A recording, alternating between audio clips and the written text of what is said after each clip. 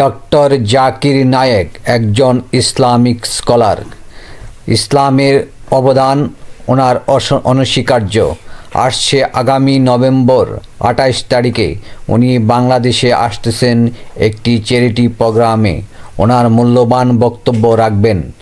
এই সংবাদটি সবাইকে ছড়িয়ে দিয়ে দেশের আপামর ইসলামী জনসাধারণকে ইসলামের দিকে এই দায়ীকে দেখার জন্য উদাত্ত আহ্বান জানাচ্ছি। এখানে শুনুন ওনার ছোট্ট একটি ক্লিপ, যেখানে উনি সহজ তিনটি প্রশ্ন উত্তর দেন। কিন্তু মুসলিমরা কেন অন্য ধর্মের লোকদের ইসলাম গ্রহণ করতে বলে? বোন, আপনি বললেন সব ধর্মে ভালো সব কথা থাকে, কিন্তু মুসলিমরা আমাকে ইসলাম গ্রহণ করতে বলে কেন? অন্য যেসব ধর্ম আছে সেগুলো যা বলে তার বেশিরভাগ কথাই ভালো, তবে ইসলাম ভালো কথা বলার পাশাপাশি আপনাকে দেখাবে কিভাবে সেটা অর্জন করতে হয়। আমি উদাহরণ দিয়েছি, সব ধর্মই বলে চুরি করো না, ইসলাম একই কথা বলে, তবে ইসলাম দেখিয়ে দেয় কিভাবে সেই অবস্থানে যাবেন যেখানে কেউ চুরি করে না।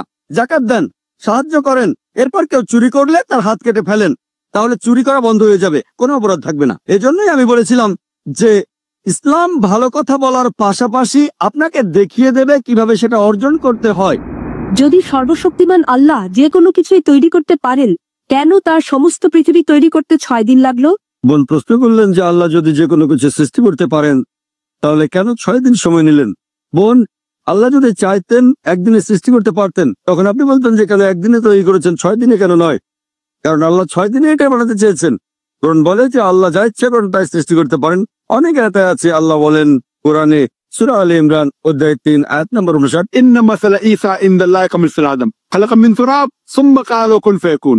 আল্লাহ আদম আলাইহিস সালামকে সৃষ্টি করেছেন, যেমন তিনি যীশু খ্রিস্টকে সৃষ্টি করেছেন ধুলো থেকে, তিনি বলেন হও আর তা হয়ে যায়। তো আল্লাহ যখন কিছু সৃষ্টি করতে চান তিনি বলেন হওয়ার হয়ে যায়, তিনি ইচ্ছে করলেই এটা হয়ে যায়।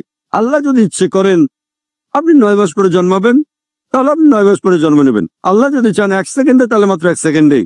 তো আল্লাহ চাইলেন যে তিনি কোনো কিছু 6 দিনে সৃষ্টি করবেন, তাই তিনি করলেন। পৃথিবীতে অনেক মানুষ ভুল কাজ করছে, আমার ভাবতে খুব অবাক লাগে, এতগুলো মানুষ দোজখে যাবে। তিনি অবাক হচ্ছেন এতগুলো মানুষ কিভাবে দোজখে যাবে? আমাদের এই জীবনটা হলো পরীক্ষা।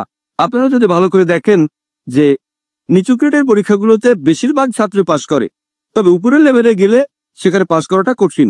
উদাহরণস্বরূপ কোনো কঠিন পরীক্ষায় বসেছেন, যেমন মেডিকেল কলেজে ভর্তি হতে গেলে আপনাকে পড়তে হবে, খাটাখাটনি করতে হবে, পড়াশোনা করতে হবে। একইভাবে বেহেশতে যেতে গেলে এটা সহজ কাজ না, এটা মেডিকেলে ভর্তির চেয়েও অনেক কঠিন কাজ। তাই এটা আসলে পরকালের জন্য পরীক্ষা। যারা আল্লাহর নির্দেশগুলো মেনে চলবেন তারা ইনশাআল্লাহ বেহেশতে যেতে পারবেন।